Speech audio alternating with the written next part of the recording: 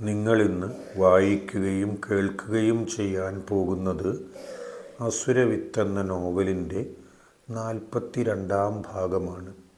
രചനയും അവതരണവും ഇമ്മാനുവൽ.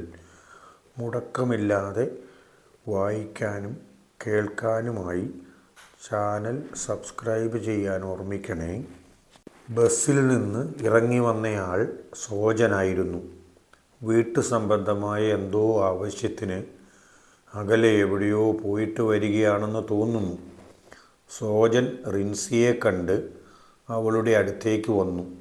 എന്തു പറ്റി റിൻസി, ഈ നേരത്ത് ഇവിടെ? കോളേജിൽ നിന്ന് സമയത്ത് വരാൻ പറ്റിയില്ലെങ്കിൽ പോരാതിരുന്നാൽ പോരായിരുന്നോ? അതായിരുന്നു കേട്ടോ നല്ലത്. ഈ സമയത്തൊന്നും ഇവിടെ ഒരു കാരണവശാലും ഒറ്റയ്ക്ക് വരാൻ പാടില്ലാത്തതാണ്. നമ്മൾ വിചാരിക്കും പോലെ ഒന്നുമല്ല. സമയം വൈകിക്കഴിഞ്ഞാൽ ഇവിടെയെന്നല്ല എവിടെയും അപകടമാണ്.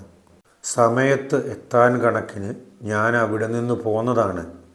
വഴിക്ക് ബസ് ബ്രേക്ക് ഡൗൺ ആയതുകൊണ്ടാണ് ഇത്രയും വൈകിപ്പോയത്. രാത്രിയായത് ഇറങ്ങുന്നതുവരെ മനസ്സിലായില്ലായിരുന്നു. പേടിച്ചിട്ട് ബസ് സ്റ്റാൻഡിന് പുറത്തേക്ക് ഇറങ്ങാൻ കൂടി കഴിഞ്ഞില്ല. ഇവിടെ നിന്നാൽ പിന്നെ പല ആളുകളും ഉണ്ടല്ലോ. പുറത്തേക്ക് ഇറങ്ങിയെങ്കിലല്ലേ വീട്ടിലേക്ക് വിളിക്കാനെങ്കിലും കഴിയുകയുള്ളൂ. ഏതായാലും ദൈവമായിട്ട് നിന്റെ രക്ഷയ്ക്ക് ഒരു തവണ കൂടി എന്നെ കൊണ്ടുവന്നു എന്നതുകൊണ്ട് എല്ലായ്പ്പോഴും എന്നെ കിട്ടില്ലല്ലോ. അതുകൊണ്ട് ഞാൻ പറഞ്ഞുവെന്നേ ഉള്ളൂ. എന്തായാലും നമുക്ക് പോയേക്കാം. സമയം വൈകിയാലും സോജനെ കണ്ടപ്പോൾ സോജൻ്റെ കൂടെ ചായ കുടിക്കണം എന്ന് റിൻസിക്ക് തോന്നി. നന്നായിട്ട് വിശപ്പ് തുടങ്ങിയിരുന്നു. അങ്ങോട്ട് പറയാതെ ഇങ്ങോട്ട് പറഞ്ഞിരുന്നെങ്കിലോ? അങ്ങനെയാണെങ്കിൽ എത്ര നന്നായിരുന്നു എന്നവൾ മനസ്സിൽ വിചാരിക്കുകയും ചെയ്തു. അവളുടെ മനോവിചാരം മനസ്സിലാക്കിയതുപോലെ സോജൻ ചോദിച്ചു, വൈകുന്നേരം കോളേജിൽ നിന്ന് പോന്നതല്ലേ, എന്തെങ്കിലും കഴിച്ചോ? വിശക്കുന്നുണ്ടോ? ഞാൻ അക്കാര്യം ചോദിക്കാൻ മറന്നുപോയി. പെട്ടെന്ന് ഈ സമയത്ത് ഇവിടെ കണ്ടപ്പോഴുള്ള വിഷമത്തിന് ഞാൻ അല്പം ദേഷ്യപ്പെട്ട് പറഞ്ഞു. എന്നിട്ട് പറഞ്ഞേ, വിശക്കുന്നുണ്ടോ? വിശക്കുന്നുണ്ടായിരുന്നു. എന്തെങ്കിലും കിട്ടിയാൽ കഴിക്കുകയും ചെയ്യാമായിരുന്നു. പോകാൻ തിരക്ക് പിടിക്കുന്നത് കണ്ടതുകൊണ്ടാണ് ഞാനൊന്നും പറയാതിരുന്നത്. എന്തെങ്കിലും വാങ്ങിക്കൊണ്ട് പോയാലും മതി. അതിന് കുറച്ച് സമയം മതിയല്ലോ. പോകുന്ന വഴി നമുക്ക് ഓട്ടോയിലിരുന്ന് കഴിക്കാം. അത് വേണ്ട, നീ വാ, എനിക്ക് തിരക്കൊന്നുമില്ല. സോജൻ മുൻപിൽ നടന്നു. റിൻസി പിന്നിലുമായി അവർ പോയി ചായക്കടയിൽ കയറി. വിശപ്പ് മാറാനുള്ളത് കഴിച്ചിട്ട് പെട്ടെന്ന് പുറത്തിറങ്ങി. ഒരു ഓട്ടോയിൽ അവർ പുല്ലാങ്കുളത്തേക്ക് പോയി. റിൻസി വീട്ടിലെത്തിയപ്പോഴേക്കും അവിടുത്തെ സന്ധ്യാപ്രാർത്ഥനയും കൂടി കഴിഞ്ഞിരുന്നു. അവളെ അന്ന് അവർ പ്രതീക്ഷിച്ചിരുന്നില്ലല്ലോ. കാര്യം പറഞ്ഞാൽ അസമയത്താണെങ്കിലും ചെന്നത് സോജൻ്റെ കൂടെയാണ്. സോജനെ വളരെ നന്നായിട്ട് വീട്ടുകാർക്കറിയാവുന്നതുമാണ്. എങ്കിൽ പോലും അക്കാമ്മയ്ക്ക് അതത്ര ഇഷ്ടപ്പെട്ടില്ല. ജീവൻ രക്ഷിച്ച ആളാണ് എന്നൊക്കെ പറഞ്ഞാലും അസമയത്ത് ഇങ്ങനെ അവൻ്റെ കൂടെ വരേണ്ട ആവശ്യം ഇവൾക്ക് ഉണ്ടായിരുന്നോ എന്നതാണ് അക്കാമ്മയുടെ സംശയം. സോജൻ തിരിച്ചു പോകുന്ന സമയം വരെ അക്കാമ്മ തൻ്റെ കലിപ്പ് പിടിച്ചു നിർത്തിയെങ്കിലും സോജൻ അവിടുന്ന് വിട്ടുകഴിഞ്ഞ ഉടനെ തന്നെ റിൻസിയെ ചോദ്യം ചെയ്യാൻ തുടങ്ങി.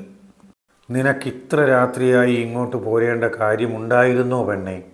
നാളെ രാവിലെ പോന്നാലും പോരെ? എന്നാലും നിനക്ക് നാളെയും മറ്റന്നാളും കഴിഞ്ഞ് തിങ്കളാഴ്ച കാലത്തല്ലേ അങ്ങോട്ട് പോകേണ്ടൂ? വെറുതെ ഓരോന്ന് ചെയ്തു കൂട്ടിക്കോളും. അമ്മ ഇതെന്തറിഞ്ഞോണ്ടാ പറയുന്നേ? ഇന്ന് ഞാൻ അവിടെ നിന്ന് നേരത്തെ പോന്നതാ. നേരത്തെ ഇവിടെ എത്തുമെന്നല്ലേ കണക്കാക്കാൻ പറ്റൂ? അവിടെ നിന്ന് പോന്നപ്പോൾ ആ ബസ്സുകാരനോട് ഞാൻ ചോദിച്ചു. അയാൾ പറഞ്ഞതിൻ പ്രകാരം 5 മണിക്ക് ബസ് മാനന്തവാടിയിലെത്തും. അങ്ങനെയാണെങ്കിൽ സന്ധ്യയ്ക്ക് മുമ്പ് എനിക്കിവിടെ വരാം. പിന്നെ പോന്നാലെന്താ കുഴപ്പം? അല്ലെങ്കിൽ മാനന്തവാടിയിൽ നിന്ന് ചാച്ചൻ്റെ കൂടെ വരാം. ഈ ഉറപ്പിലാണ് ഞാൻ പോന്നത്. വണ്ടി വഴിക്ക് ബ്രേക്ക് ഡൗൺ ആകുമെന്ന് ഞാൻ എങ്ങനെ അറിയും? എനിക്കെന്താ ഗണിച്ചു നോക്കാൻ അറിയാമോ? വെറുതെ വിട്ടുപിടിക്കക്കാമേ. എന്തായാലും കുഴപ്പമൊന്നുമില്ലാതെ അവൾ വന്നില്ലേ? അതിൽ സന്തോഷിക്കുകയല്ലേ വേണ്ടത്. അവൾ വിചാരിച്ചത് ശരി തന്നെയാണ്. ആ കണക്കിന് വാഹനം എത്തിയിരുന്നെങ്കിൽ ഞങ്ങൾ അവിടെ നിന്ന് പോരുന്നതിന് മുൻപ് തന്നെ ഇവൾക്ക് അവിടെ വരാമായിരുന്നു. ഒരു ബുദ്ധിമുട്ടുമില്ലാതെ ഇവിടെ എത്തുകയും ചെയ്യാമായിരുന്നു. അവനുണ്ടായിരുന്നതുകൊണ്ട് ഇപ്പോഴും ബുദ്ധിമുട്ടൊന്നും ഉണ്ടായില്ല. അതിന് ദൈവത്തിന് നന്ദി പറയുകയല്ലേ വേണ്ടത്. ഇന്നിപ്പോൾ അപ്രതീക്ഷിതമായി ഒരിടത്ത് പോയി വന്നതുകൊണ്ട് അവൻ അവിടെ ഉണ്ടായി. എപ്പോഴും അവനങ്ങനെ ഉണ്ടാകുമോ? ഇല്ലല്ലോ. അതുകൊണ്ട് പറയാനുള്ളത് പറയാതിരിക്കാൻ പറ്റില്ല. ഇപ്പോൾ രണ്ട് സാഹചര്യത്തിലായി അവൻ തന്നെ എൻ്റെ കൊച്ചിനെ രക്ഷിക്കുന്നു. എല്ലായ്പ്പോഴും അവൻ ഉണ്ടായില്ലെങ്കിലോ? അത് ഓർക്കുമ്പോഴാണ് എനിക്ക് പേടി. എപ്പോഴും അവൻ കാണില്ലല്ലോ. പോട്ടെ പെണ്ണെ, നീ ആ കൊച്ചിനെ വിചാരണ ചെയ്തത് മതിയാക്ക്. എന്നിട്ട് അവൾ എന്തെങ്കിലും ഭക്ഷണം കഴിച്ചോ എന്ന് ചോദിക്ക്. ഞാൻ അവളോട് പിന്നെ പറഞ്ഞ് മനസ്സിലാക്കി കൊടുത്തുകൊള്ളാം.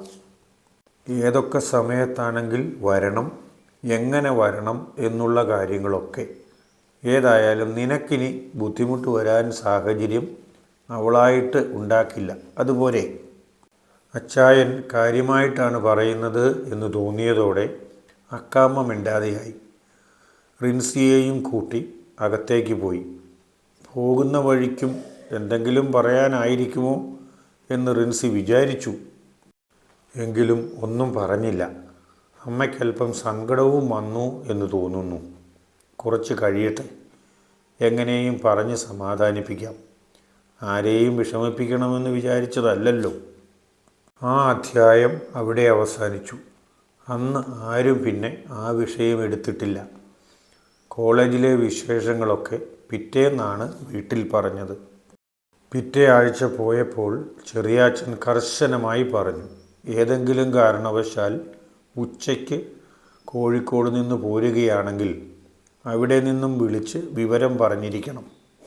അതല്ല, എത്തുന്നത് വൈകും എന്ന് തോന്നുകയാണെങ്കിലോ വിളിച്ചിട്ട് കിട്ടാതെ വരികയോ ചെയ്താൽ അന്ന് പോരാതെ പിറ്റേ ദിവസം കാലത്തെ ആക്കിയാലും മതി. ഹോസ്റ്റലിൽ നിൽക്കാൻ പറ്റില്ലെങ്കിൽ ലോനപ്പൻ ചേട്ടനെ വിളിച്ചോ, അങ്ങോട്ട് പോയിക്കോ. ഇന്നലത്തെ പോലെ യാതൊരു കാരണവശാലും റിസ്ക് എടുക്കാൻ പാടില്ല. പറഞ്ഞതൊക്കെ സമ്മതിച്ചാണ് ആ ആഴ്ച അവൾ കോളേജിലേക്ക് പോയത്. തിങ്കളാഴ്ച വൈകുന്നേരം ബീനയുമായി വെള്ളിയാഴ്ചത്തെ വിവരങ്ങൾ പറഞ്ഞു. രണ്ടാം തവണയും സോജനാണ് രക്ഷപ്പെടുത്തിയത് എന്ന് പറഞ്ഞപ്പോൾ ബീനയുടെ മനസ്സിലൊരു സംശയം. അത് മനഃപൂർവ്വമുണ്ടാക്കുന്നതാണോ അതോ വെറും യാദൃച്ഛികമായിരിക്കുമോ?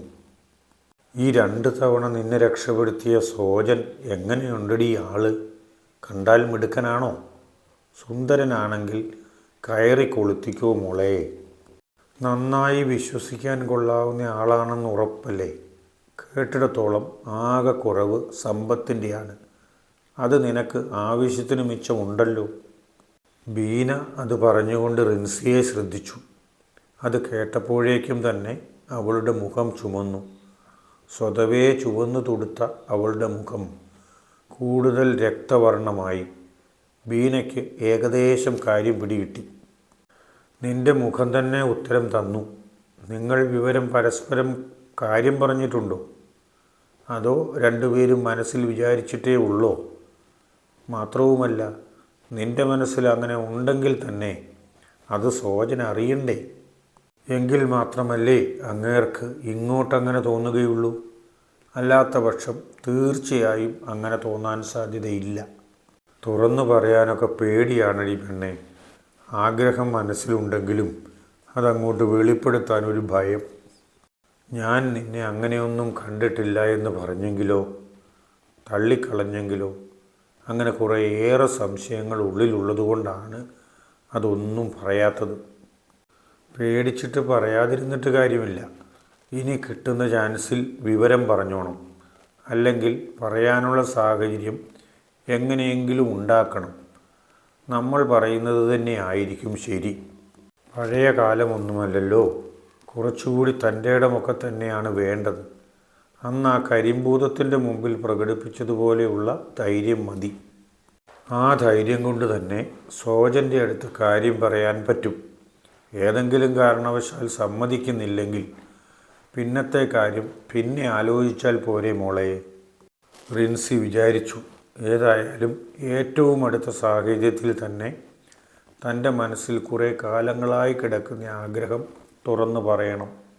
സമ്മതിക്കുകയാണെങ്കിൽ താനായിരിക്കും ഏറ്റവും വലിയ ഭാഗ്യവതി. വളരെ സ്നേഹമുള്ള ഒരാളാണ് സോജൻ എന്ന് പല തവണ തെളിഞ്ഞിട്ടുള്ളതാണ്. എന്നാൽ ഏതൊക്കെ സാഹചര്യമാണെങ്കിലും ഒരു പരിധി വിട്ടുള്ള നോട്ടം പോലും ഇന്നുവരെ അദ്ദേഹത്തിൽ നിന്നുണ്ടായിട്ടും ഇല്ല.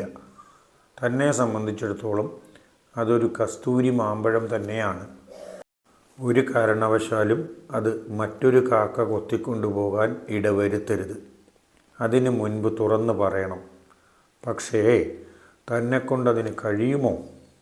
ഏകദേശം 1 മാസം കൂടി കഴിഞ്ഞിട്ടുണ്ടാവും. അതിനുശേഷം പലതവണ റിൻസി വരികയും പോകുകയും ചെയ്തു. ഒരു സാഹചര്യത്തിലും സമയം വൈകുകയോ ബുദ്ധിമുട്ടുകൾ ഉണ്ടാവുകയോ ചെയ്തില്ല.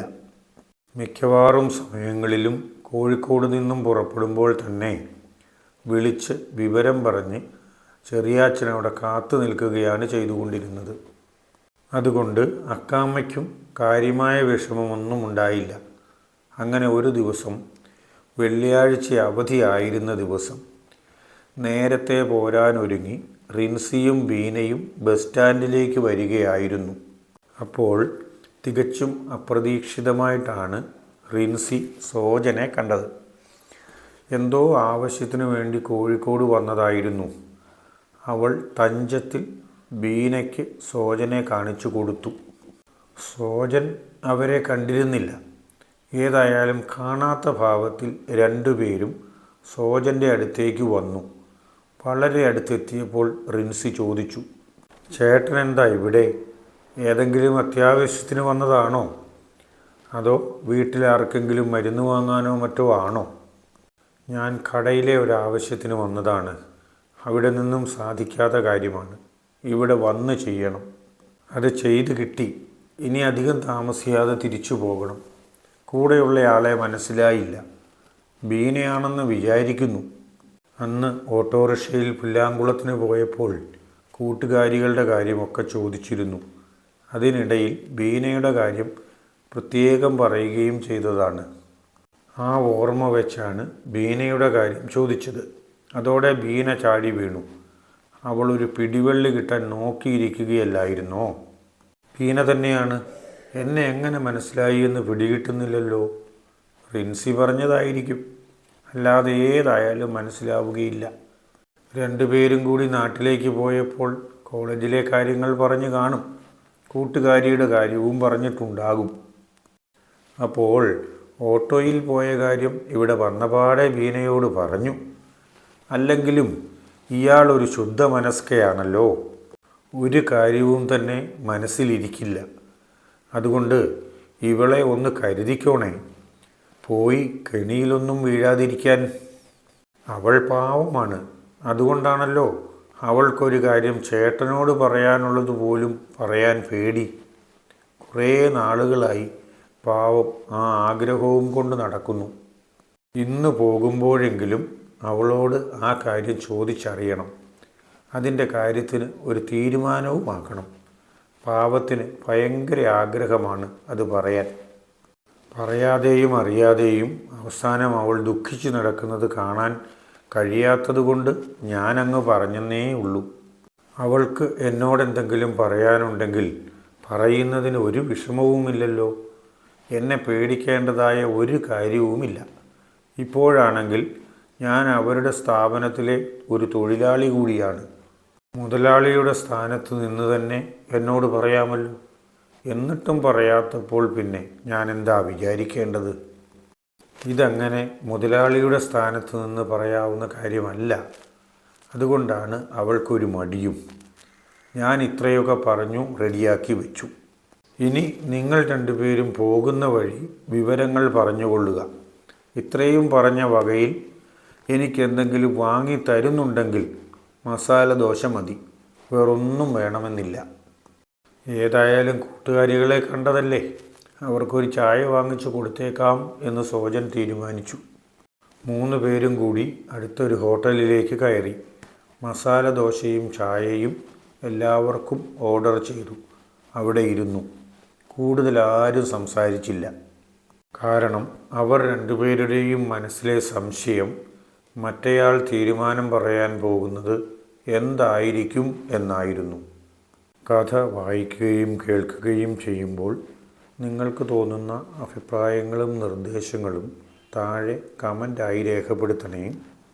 ലൈക്ക് ചെയ്യാനും കൂട്ടുകാർക്കും ബന്ധുക്കൾക്കുമൊക്കെ ഷെയർ ചെയ്തു കൊടുക്കാനും ഓർക്കണേ. കഥയുടെ അടുത്ത ഭാഗം നാളെ തന്നെ പോസ്റ്റ് ചെയ്യും. സാധാരണ പോലെ ഉച്ചകഴിഞ്ഞ് 2:30 തന്നെ. എല്ലാവർക്കും നല്ല ഒരു ദിവസം ആശംസിക്കുന്നു. ഓക്കേ.